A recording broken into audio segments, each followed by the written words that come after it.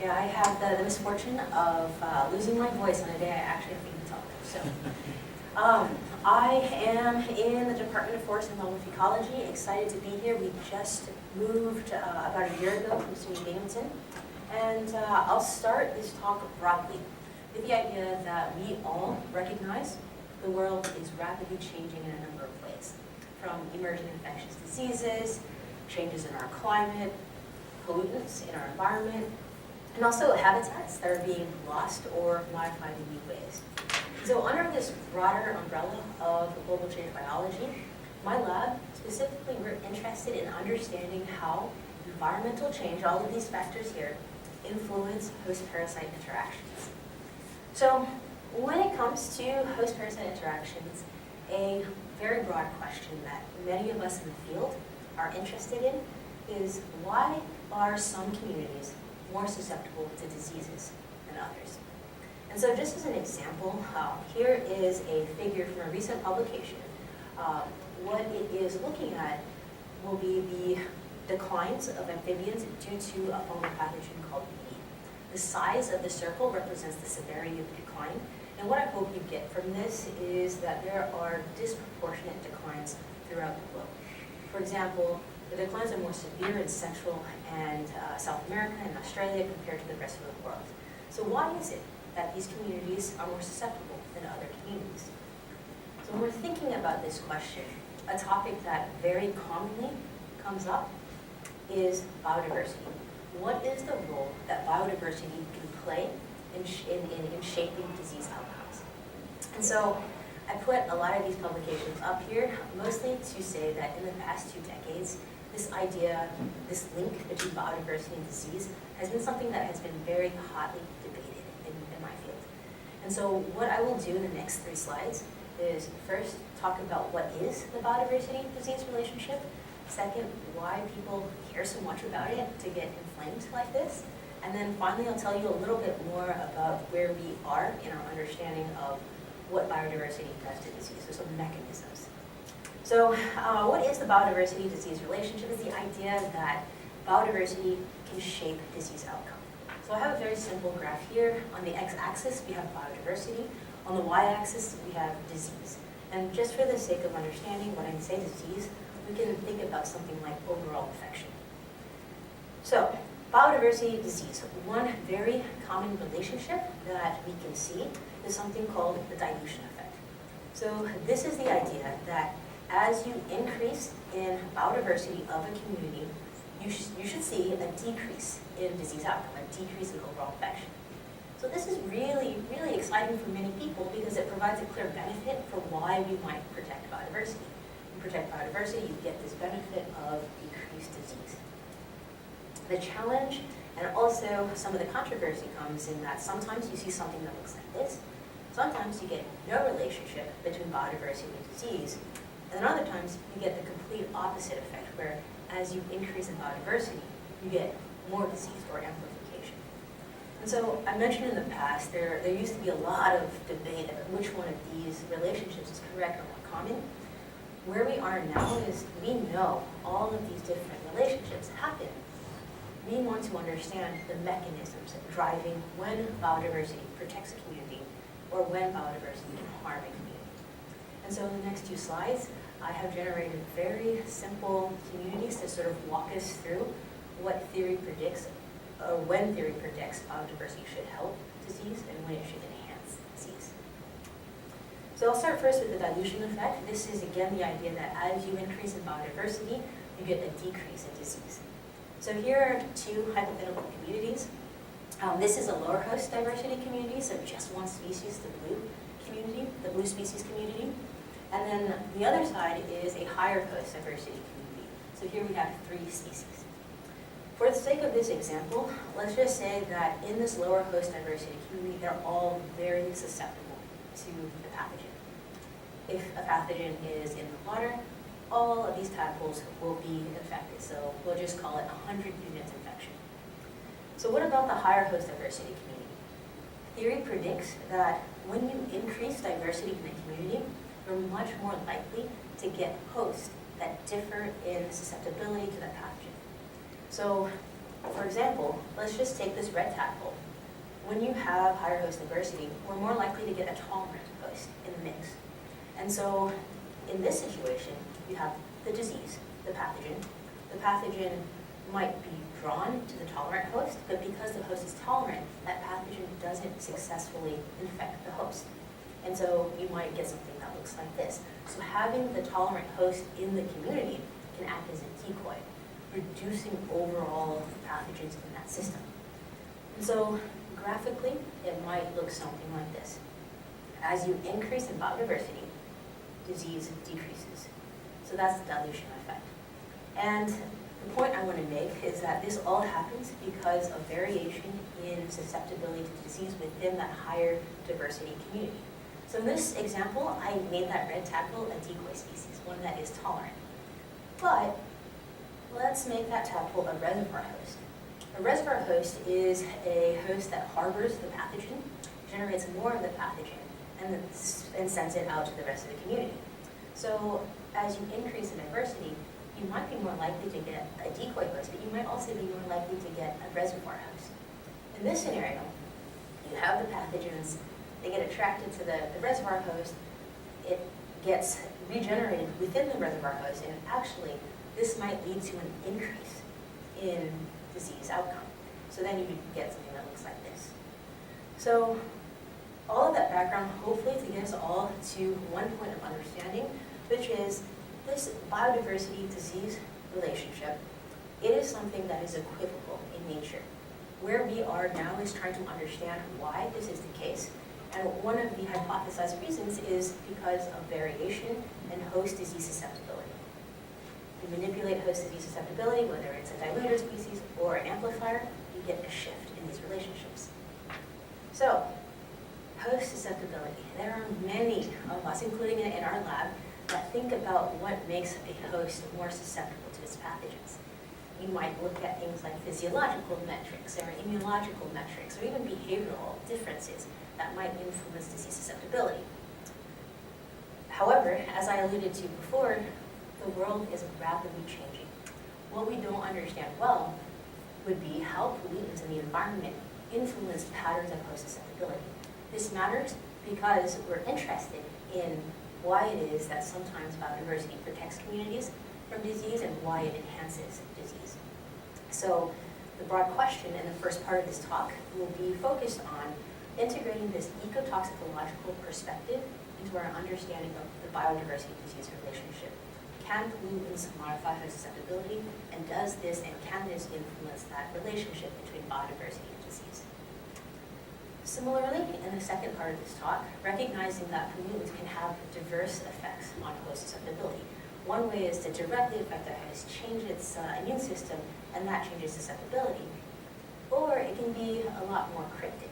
For example, we know that there is increasing evidence that wildlife populations can evolve tolerance to pollutants.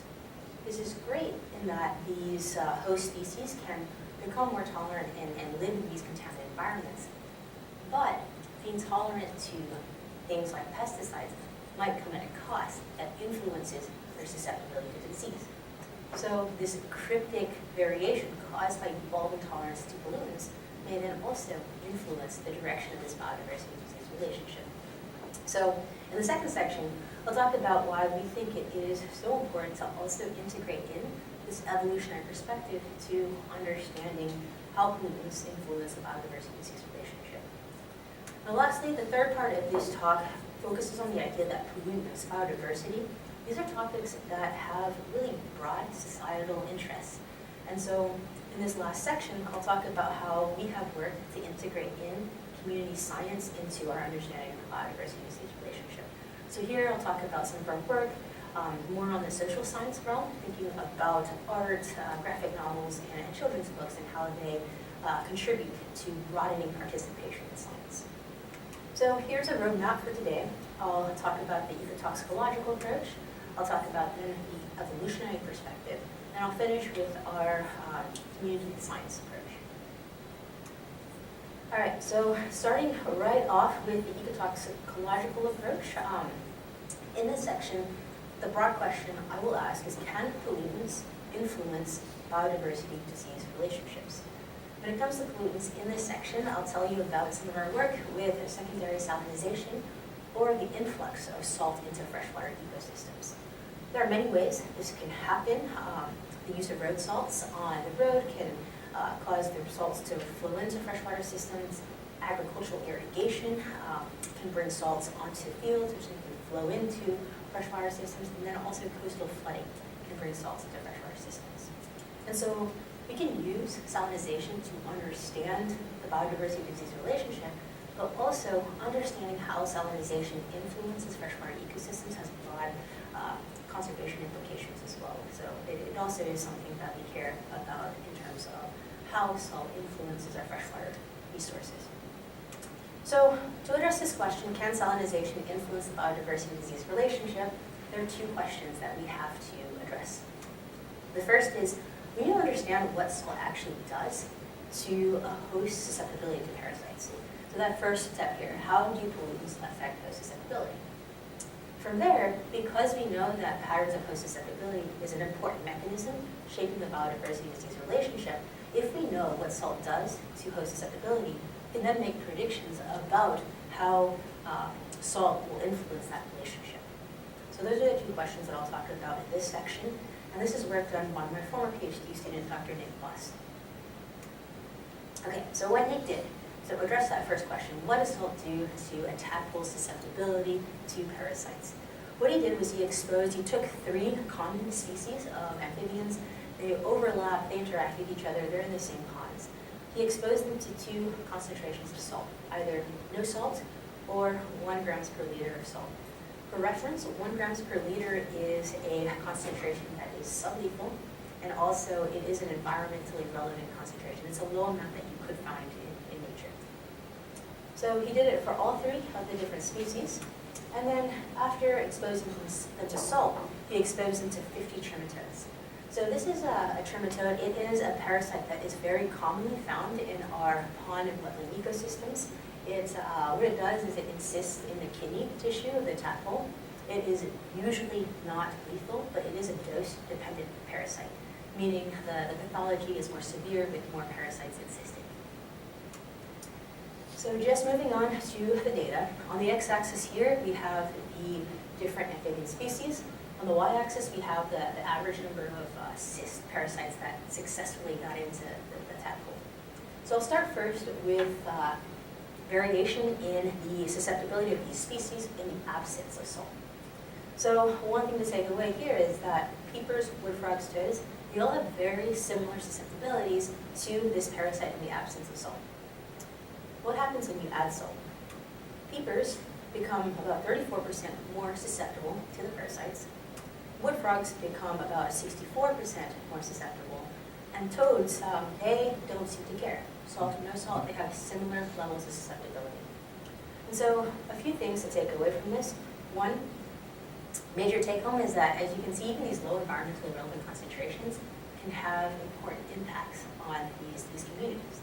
But in the context of the questions we're trying to ask, going back to this figure, yes, salt can influence patterns of host susceptibility. Now that we know how salt is manipulating patterns of host susceptibility, we can then make predictions about what we expect to see when it comes to biodiversity disease relationship. So I'll walk you through some predictions. So in the absence of salt, peepers, wood frogs, and toads, they are all similarly susceptible to this parasite. So there isn't any one species that can act as a decoy or a reservoir host, right? So increasing species richness isn't going to provide any harm or any benefit to that system, right? So in the absence of salt, we predicted no effect of richness on disease outcome. In contrast, in the presence of salt, you see the toads here are significantly more tolerant than the rest of the species within that community. So as you increase in richness, one prediction would be that in any community with a toad, you might see that benefit, that reduction in disease outcome. But you would only see it in the presence of salt because salt changed patterns of susceptibility. So to address this question, what we did was we generated a lot of different amphibian communities. We had 3 communities that only had one species, so either the peeper, the toad, or the wood frog. We had communities that had 2 species, so peat rivers, every combination of the 3 species. And then finally, we had a community with all 3 species. We raised these communities in either salt or that sublethal concentration of salt, so no salt or salt. And then we exposed these communities to the parasite and asked how many of these parasites successfully encysted. So I'm going to show 2 series of slides. There's 2 slides with data. The first will be the results in the absence of salt. So just to orient everyone to the x-axis, it goes from your left to right, lower host diversity to higher host diversity. On the y-axis, just the number of cysts per community. As a reminder, I guess actually as a description, in the first panel, it's all of those communities compared back to peeper-only communities. The second panel, everything compared back to just wood frog, and then toads, everything compared back to toads. As a reminder, the prediction is that because all of these species had similar susceptibilities to parasites in the absence of salt, we don't expect to see a dilution effect. And so I won't spend much more time on this, other than to show you that we did not find a dilution effect in the absence of salt. So there's no relationship between biodiversity and infection outcome. So back to these predictions, yes, this is what we expected and this is what we found. What about in the presence of salt? As a reminder, in the presence of salt, peepers and wood frogs became more susceptible. Toads were less susceptible, they were tolerant. So importantly, pollutants modified patterns of host susceptibility. How does this affect our results? So here on the x-axis, we have peeper-only communities, wood frog-only communities, and then the most diverse 3 species communities and the 2 species communities in between. The y-axis is the same. This is the average number of cysts per community. So peepers and wood frogs, as some predictions, we found that salt makes them highly susceptible to the parasite. Toads were less susceptible. So our prediction was that because toads are less susceptible, they're tolerant, they could act as that decoy post. They could draw parasites away. So any community with a toad, you would see a reduction in infection. For that last community, it is the most rich community, but because there are only 2 toads to 4 susceptible species, we predicted that there wouldn't be a decrease, but it wouldn't be quite as high in magnitude compared to the communities where there's 3 toads to 3 susceptible, so something that looks like this. So what did we find? This is the data. These are the data for the peeper-only community compared to peepers with the addition of toads. Here we find a 28% decrease in encysted in number of cysts per community. Compared back to the wood frog-only community, we see that wood frog communities with toads have 45% fewer parasites. And then for the most rich community, we see that relative to the peeper-only community, there's a 30% decrease. And then it's not different than the wood frog-only community. So, taking a step back, I just threw a ton of data at you all. Let me just leave with the take-homes. The first, we found that sodium chloride exposure at relevant concentrations, environmentally relevant concentrations, altered host susceptibility to parasites. By altering host susceptibility to parasites, which is an important mechanism driving that biodiversity relationship, we found that the presence of salt influences this relationship. So whether or not you see pollutants, or whether or not you see biodiversity protecting communities or enhancing disease, protecting communities from disease or enhancing communities, can depend a lot on whether there are pollutants in the environment. And so thinking back to where we are in the field, what are the mechanisms? We can think about the mechanisms, but if we think about them in the absence of pollutants, then we may risk missing a lot of the variation that could be contributing to variation in that relationship. So hopefully, in this section, I have convinced you why we think it is so important to integrate in this global change perspective, this ecotoxicological perspective, into our understanding of biodiversity disease relationship. So with that brings me to the second section of this talk, now adding in even more complexity, thinking about that evolutionary perspective. So similar to before, the broad question is, can pollutants modify the biodiversity disease relationship? For pollutants this time, I'll tell you about some of our work with pesticides. But before I do that, I'll start again with these hypothetical examples for why we think it is important to integrate in this evolutionary perspective. So the first two communities will be those that you've seen before. Here, this is a community with lower host diversity, high host susceptibility. You have a pathogen in the water, 100% will be infected. Here we have a higher host diversity community, 3 species. You have the red tadpole, which is the decoy host. You have parasites, pathogens in the water. The decoy host draws the pathogen and doesn't successfully infect. You might get a reduction in overall infection. You get something that looks like this, that dilution effect. So now we can take it one step further by asking, well, what about integrating in that evolutionary perspective? Imagine this exact same high host diversity community. So here we go. It's 3 species, but let's now, for the sake of this example, this community is living in a pond next to agriculture. Agriculture is in the system, and the red tadpole, to persist in this environment, has evolved tolerance to pesticides. It cannot persist in a pesticide environment, but maybe there are costs associated with pesticide tolerance that might influence patterns of susceptibility. Now, maybe because of evolving tolerance to pesticides, it's no longer a decoy host. It is now a susceptible host. So in this situation, this is how cryptic variation associated with evolving tolerance to pollutants might influence patterns of that biodiversity-disease relationship.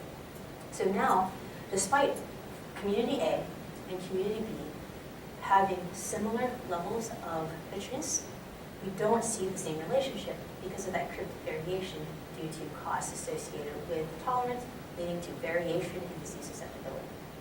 So to sort of test this, the broad question is, can evolutionary history with pesticides modify the biodiversity-disease relationship? Similar to before, it's the same schematic. There are 2 things we have to answer.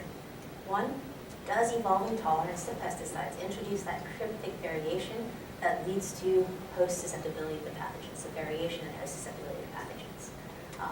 So does evolving tolerance lead to variation in host susceptibility?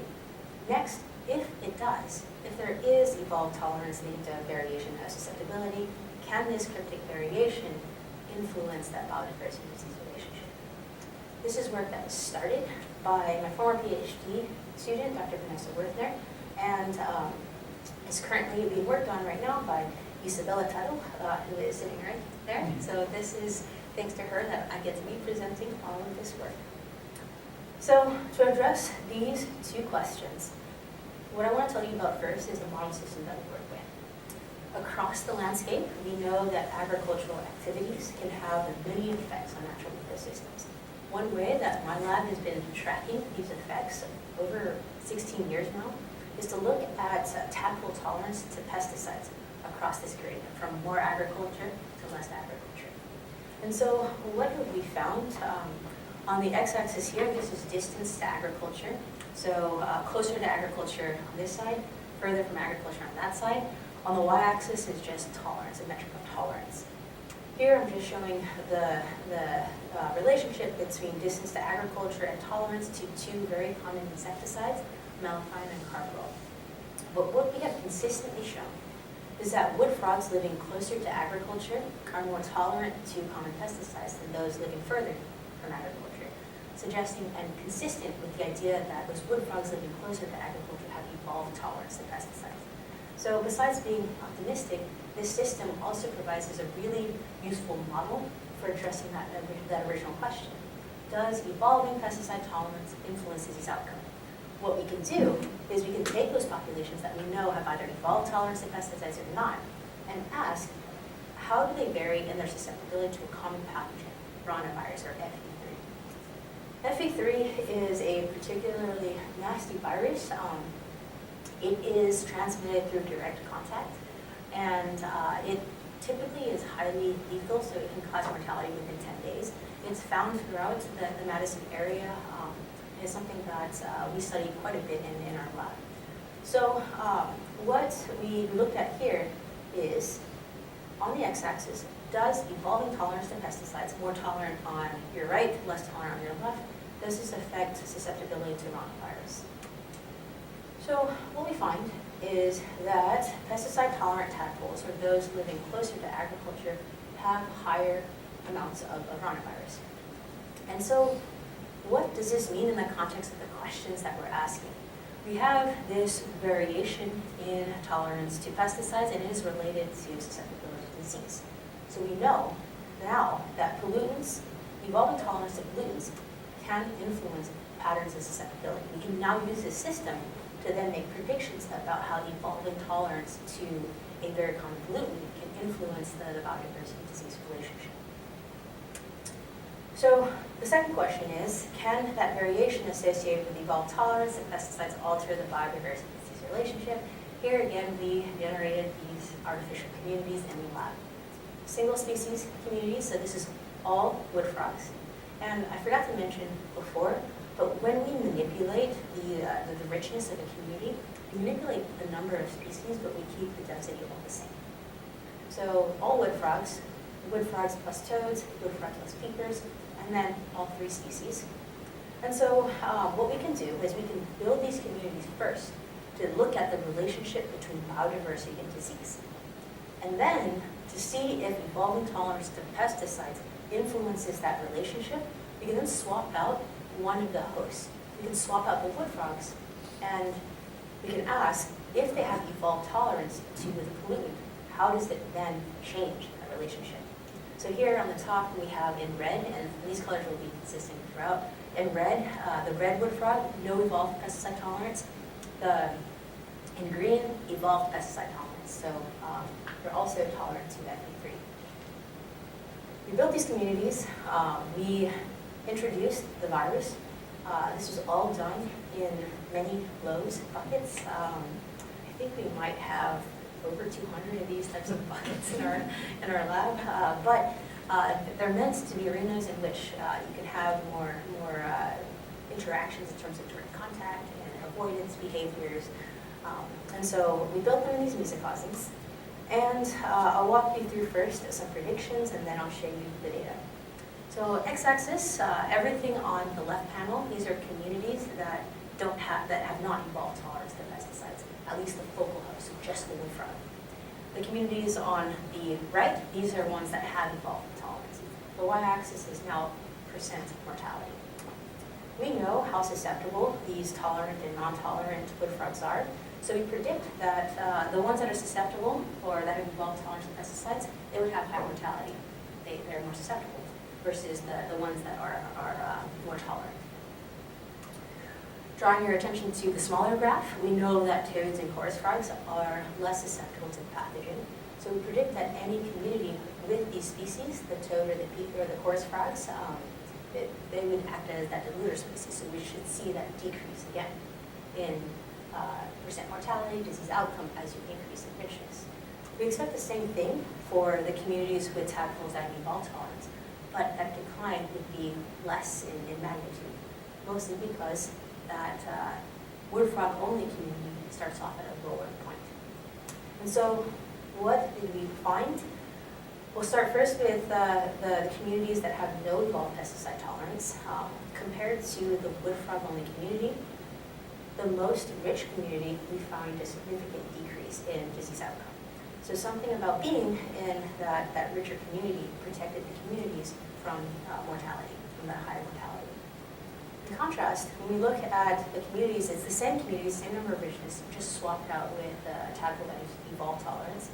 We see no variation, no difference between the different communities. In other words, when you have communities with the wood frog that has evolved tolerance to pesticides, you see a dilution effect. But simply changing a single tadpole host to a tadpole that has evolved tolerance to pesticides, we lose that dilution effect. And so, as before, the main take-homes here, I'll wrap up with two main take-home points. The first, evolving tolerance to pollutants can be costly and can lead to cryptic intraspecific variation in patterns of disease susceptibility. By manipulating patterns of disease susceptibility, this can have cryptic effects on the biodiversity disease relationship. So again, my main point here, and what we hope to advocate for, is that pollutants can influence the magnitude of the biodiversity-disease relationship. We need to integrate these ideas into our work, and specifically not just pollutants, but an evolutionary perspective to how pollutants can influence it across broad timescales. So with that, what I will spend the last 10 to 15 minutes on is shifting gears to talking about some limitations and also how we have worked to address these limitations. The first limitation is that we did all of this in a lab setting. There are many benefits to doing that. We can control the community, we can control the environment, but the challenge is that nature is way more complex.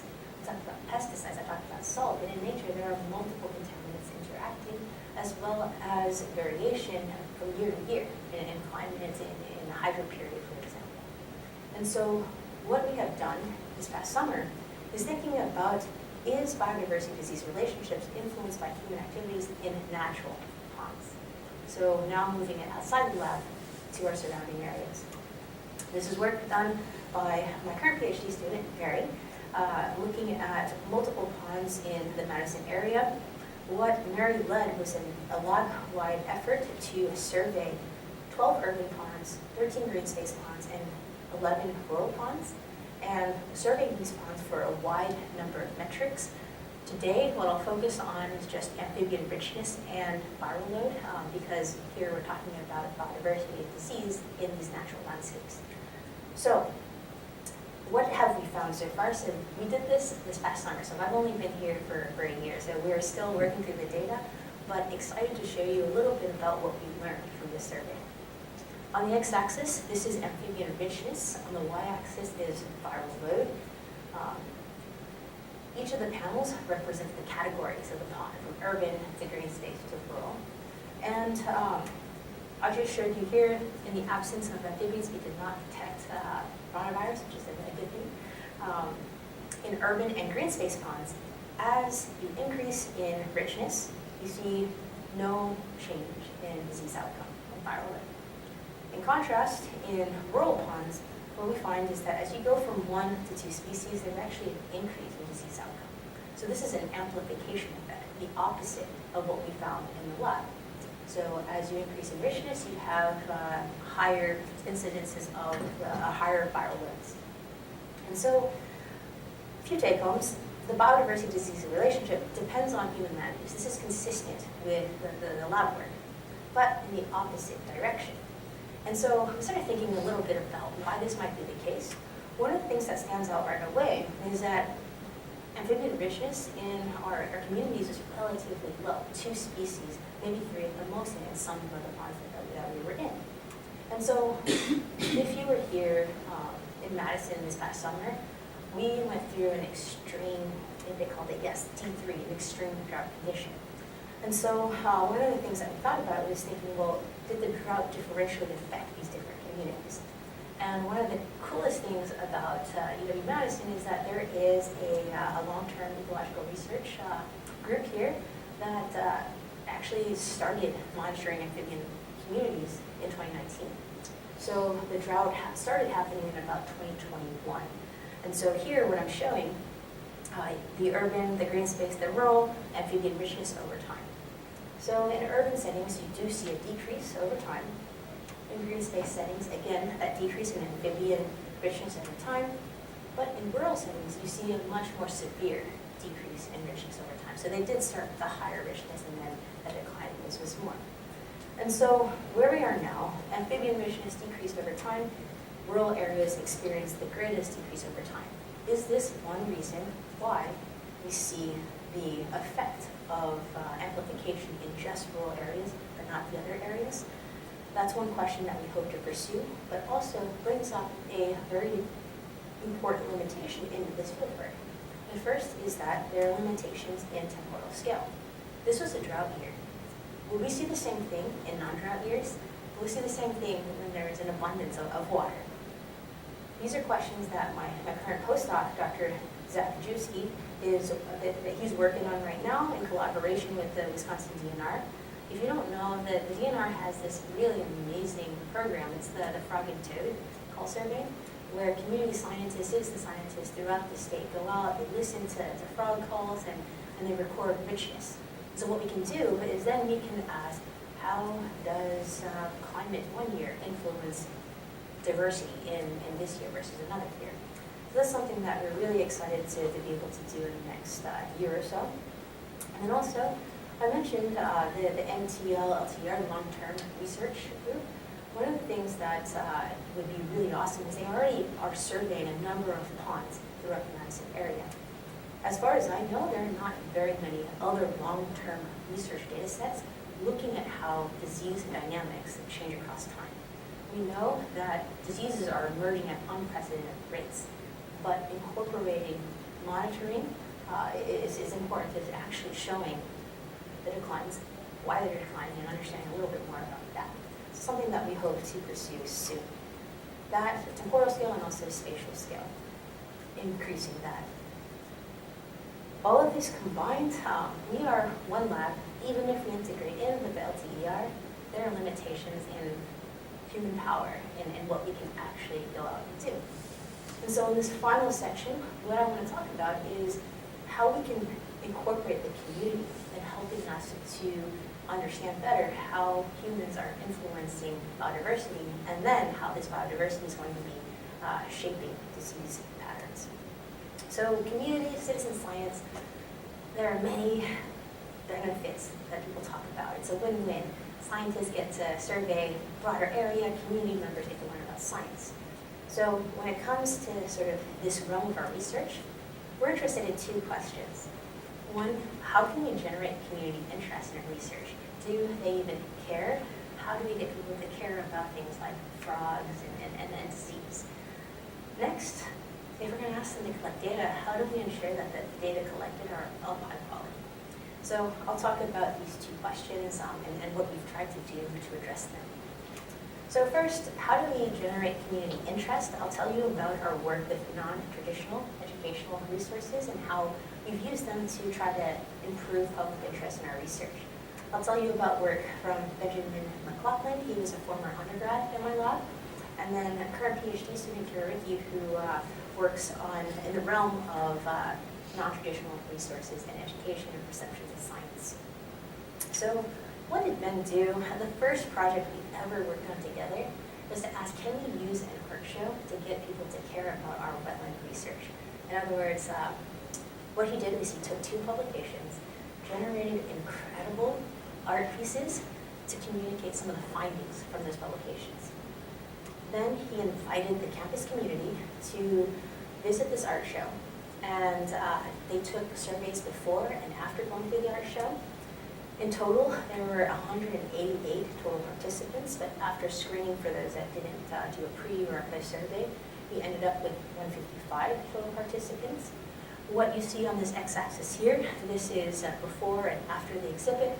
On the y-axis is interest in research scores. So what we did was we broke down the participants into groups. I'll start first with non-STEM groups of the community. This is really encouraging. So basically, after going through the exhibit, we see an improvement in their interest in research. So I'll say I was really relieved to see these results, mostly because when we did this study, it's a ton of work to put together all of this artwork. I was pre-tenure at the time, so I'm really nervous about the investment of this time, but this was really encouraging. We look at the general STEM findings, and yeah, you still see that increase in research scores, but not as high in magnitude.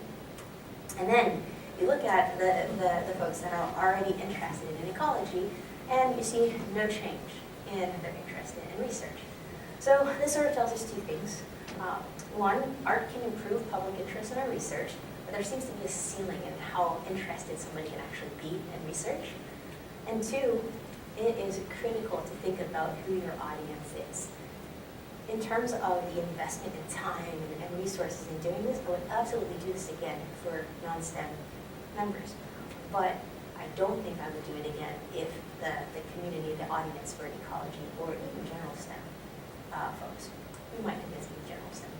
But, so what we learned here, we thought, okay, this is the university community. What about in general community? So we thought, well, let's focus on kids. Kids, this is a critical age where you get people to care about wildlife and that persists. And so we thought, well, what are some non-traditional resources we can use to teach kids about our research? So we decided to try to go for a children's book. What would our children's book be about? We study wetland ecosystems, pond ecosystems, and so there was some conversation about we should choose a topic that we think most people would not care about.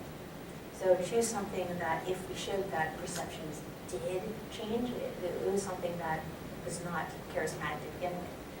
So we decided to make a children's book on an aquatic parasite. It was the parasite that I talked about before, the echinostome. So I'll sort of show you in the next few slides the progression. I actually found this in my notes.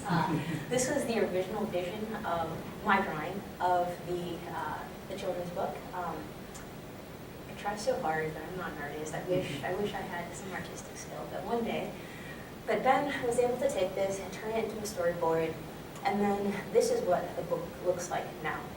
This is called Gemma Jones Visits Nuthatch Hollow, and what it does is it follows Gemma Jones as she meets a trematode, the parasite. This parasite has a very complex life cycle. It inhabits different hosts, from snails to tadpoles to birds, and so she follows the trematode throughout this life cycle, and in that way, the kids will learn about the complex life cycle of the trematode and the important role that parasites play in ecosystems. So we took this book, we generated a lesson plan that went with the book to encourage teachers to implement the book in their classrooms. We held several teacher workshops, an in-person one, an online one, that trained teachers how to use our resource with the lesson plans. And then all of the kids were bused to a local museum where they got to do a few activities, interact with the live version of the members of the community, of that book. And then we assessed whether or not we improved third grader perceptions about parasites. So here are just 3 questions in that survey. On the x-axis are the statements. On the y-axis would be the agree or disagree. And I'll show before and after going through the program. So first, we just needed to make sure they knew what a parasite was. And yes, they did. They did a little better after going through the program. And then a little bit about the 2 statements below. Parasites are not good or bad. Parasites are important to the ecosystem. That first statement, that actually came about because we actually had one entire school drop out of our program because the principal was concerned that parents would not like it if their kids learned about parasites, which are bad. So that was just a curiosity question that we included in there. I was very happy to see that after the program, they agreed that parasites are not good or bad, they were just part of the ecosystem. And in fact, they were a very important part of the ecosystem. And so going through now this second example, we're finding that these non-traditional resources can really improve perception. But one limitation is that in the art show, in this book, everybody went through the program. And so in order to really ask if these non-traditional resources had an impact, it's important to compare them relative to traditional resources. So sort of as a control group. So what we did most recently, generated a graphic novel in my lab, and I should note that all of the artwork, all of the children's book, it's all done within our lab by undergraduates typically. So this graphic novel talked about amphibian richness of pond ecosystems. We paired this with a traditional PowerPoint lesson. They're identical. There's an identical lesson plan that goes with both of them that walks students, third grade students, through the exact same content. We ran the teacher workshop again, trained teachers to use both of these contents, and then we split the teachers up. Half of them got to teach the graphic novel, the other half got to teach the traditional PowerPoint lesson. The students we then measured and assessed their perception of science after the process. So here we have on the x-axis attitudes, engagement, and trust. On the y-axis is just the perception score. So a higher perception score means they thought more positively about attitudes or engagement of science. So the graphic novel, those that got the graphic novel had a more positive perception in terms of attitude, engagement, but not trust. What we think is going on here is that in trust, it already starts off at a high amount. There's not much more room there's not much room for variation. But put all together, I just showed you 3 examples of how we try to generate community interest in our research. 3 non-traditional resources, the children's book, the art show, and also the graphic novel. So we think that these non-traditional resources can really improve public interest in our research, but importantly, it really depends on the audience. From here, I'll spend the last 3 minutes talking about how we can ensure high-quality data collection. This is all, again, related to the idea that community scientists can help. Content development, training, and data collection. This is the 3-step program that we've developed for our community science program. And again, this is all trying to address this question, biodiversity disease in natural ecosystems. I have mentioned multiple times in this talk, I'm very happy to be in Madison. Another reason for this is the green spaces that exist here. There's so many green spaces throughout the city, and more importantly, within these green spaces, there are friends groups that care about their green space. And these friends groups really want to be participating in science. And so this is the community that we have begun working in to better understand, to help us understand our research questions. So how have we done this? We've developed content, basically to ensure standard data collection and also to listen to the needs of our community. What do they care about in their communities? And so through that collaborative process, we have developed a number of protocols that are also consistent with that Wisconsin Frog and Toad Call survey. They go out, they listen, we have these online protocols. We also have in-person training. So we train community members on how to collect data. They go out, these are the various protocols that we have developed that they can use. All of the data are uploaded via a Google form at the moment. We're looking into better ways of doing that, but eventually that data goes up into populating a Google map where community members can sort of see in real time, not in real time, in the amount of time that it takes me to upload the data, where the frogs are calling, what the water quality is like. So all in all, we think that the first year went really well. We had over 162 independent observations in our field season. I think that we're really excited for what is to come.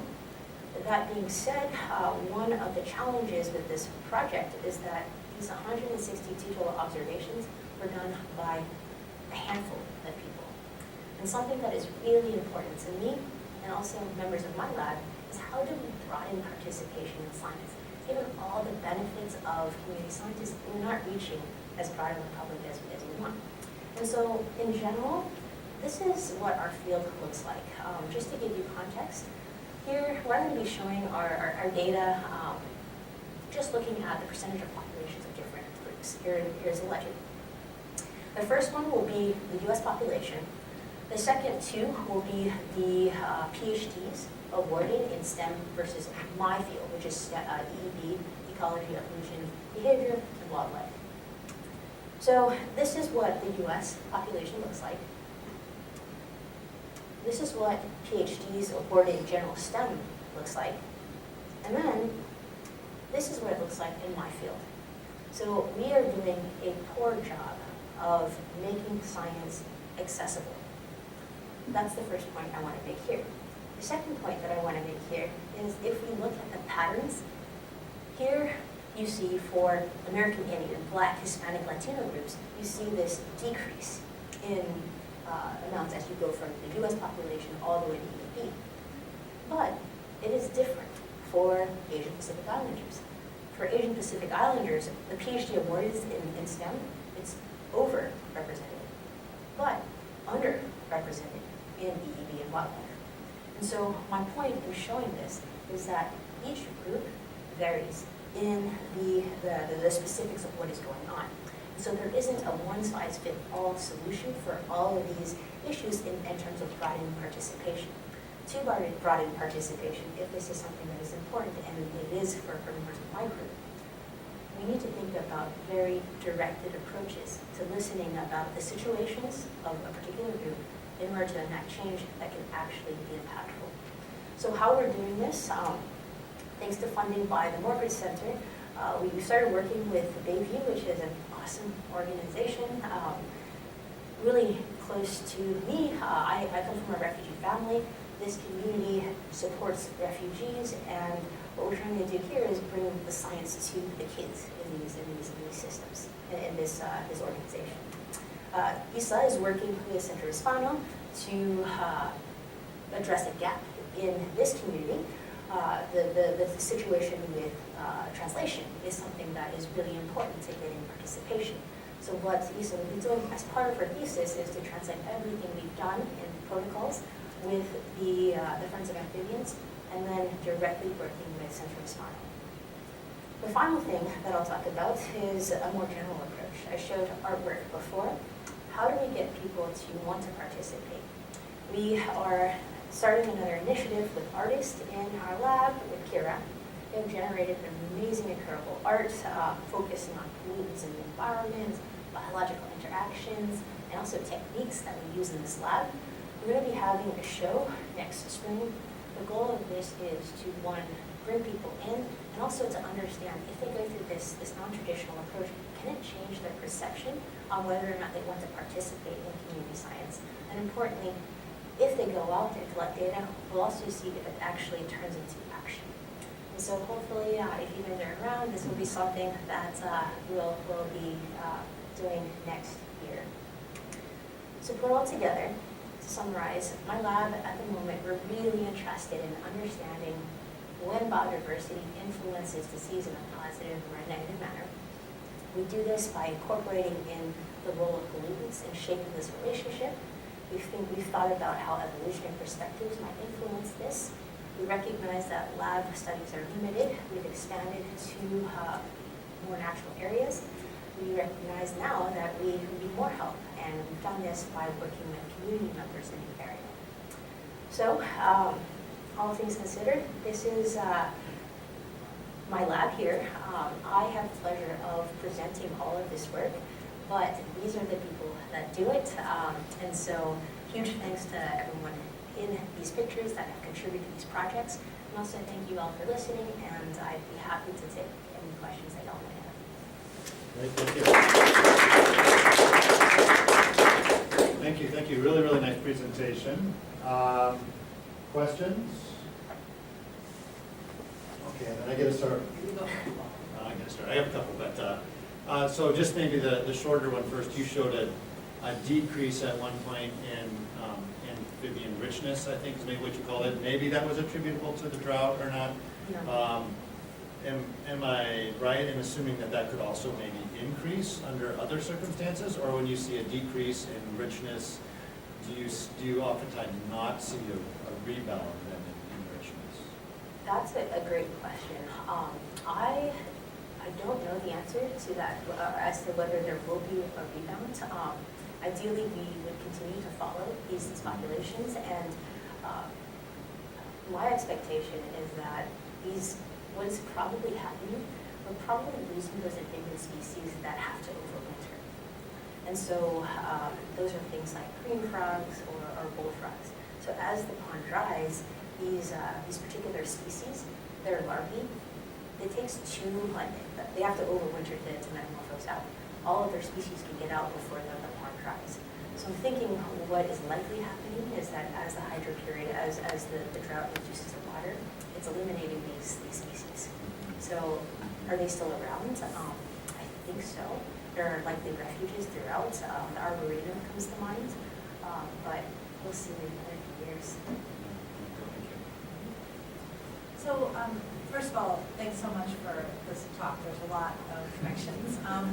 And maybe I'll start on the art side of things. So I think that's super exciting.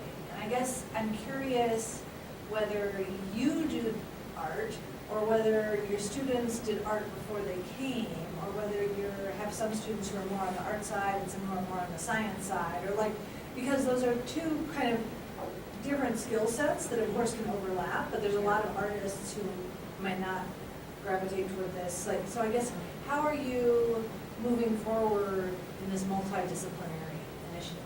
Yeah, so I'll start with the story of how this all started. Yeah. This all started because Ben, an undergrad, wanted to be in our lab. So he was in the lab basically because his mom suggested that he had to do something practical. And so after a few months went by, it was very clear he did not want to do this. And so we had a conversation about what he actually wanted to do, and it was he wanted to be a graphic designer. And so at that point, if anybody knows Ben, he is this incredible human being, and so we all wanted to find a way of making it work. And so that's where the art show idea came about. And so it was all Ben up until a point when I finally realized that I could have an entire part of my lab that is research oriented, but in a different way. And so the shift sort of happened in hiring on both sides, but making it very clear that it is research on both ends. It's not science, research, and outreach, but it is research, education, integration. And that's sort of how we sort of built both sides up. And Kira, my PhD student, her entire thesis is focused on understanding how these non-traditional resources influence perception and understanding of science. For me, it's great because I feel like I'm doing another PhD. Yeah. Yeah. More questions? Hi, thank you so much for your talk today. So can you speak more to how the community science initiatives with the DNR has changed your research in comparison to the scope that you were able to achieve in the past to what you're able to achieve now? Yeah, that is one of the most amazing resources that I think our lab now has access to. The DNR has been doing these frog and toad surveys for 40 years. So there is this amazing 40-year data set where volunteers have gone out in different parts of the states. We can ask so many questions associated with how environmental change has changed communities. We can look at things like how the roadways influence communities. So a lot of different questions that we didn't have access to before. So I'm really excited. And importantly, I'm excited because I have someone in Zach that has the skill set to tackle this sometimes messy data set. I'm going to ask another one if I can. Now, maybe more back to some of the earlier part, the science part. So you made a very compelling case that these hosts can evolve, right? Maybe like, say, in the salts example, or it could be the pesticide example. What about like the parasites or the pathogens? Do they evolve or do they change when the environment changes as well? And do you need to control for that, or how do you take care of that? Yeah, that is my past grant cycle. Okay. We looked at You finished that. It was a fantastic set of questions that we asked, but for the parasite in particular, the trematodes, there is variation in tolerance to pesticides, but none of this variation is related to permaculture. And so it seems like we're not quite sure where that variation comes from, and what we think is likely happening is due to the complex life cycle of that parasite. Because they have to reproduce in a bird, what's likely happening is that they're not isolated to just this pond. So that bird might have gone through a wide range of different systems, so it makes sense that there is lots of variation, but none of it is consistent with our system. So for the trematodes, we don't see that trend. For rhinovirus, that's an excellent question because my folks like Brian back there is currently looking at that. So what Brian and undergrad in the lab are working on is looking at rhinovirus in the presence of different pollutants. So are they growing in the same way, next to salt, pesticides? I think they might also be thinking about microplastics.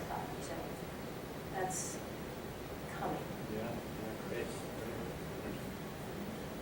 Any other questions? Well, let's thank Jessica again, then. Oh, no, wait, hold on. Yeah. One. Stick it in here. Yeah, I'm curious if you focused on new pathogens that can cross over to humans as well. Maybe Lyme or something like mosquito-borne pathogens. Just came to mind as you're talking about ways to get the community involved. I was thinking that could start with this. Yeah, that's a great point. I've tried to get into mosquito research. It's at this point it's a funding question. So we were at one point interested in how the microbiome influences who is more attractive to mosquitoes, and we thought the community participation. I play a lot of sports, and there are a lot of people outside that in like the sports that we play. Can we get them to swab themselves and also count how many bites they have? But all of that depends on if we ever get funding for that. We've thought about it, but have not pursued it. All right.